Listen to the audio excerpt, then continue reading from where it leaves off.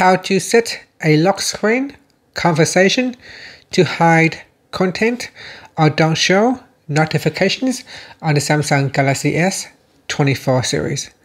First, tap on the home button to go back to the home screen. Then from the home screen, swipe down at the top to open up quick settings. Next, tap on the settings icon.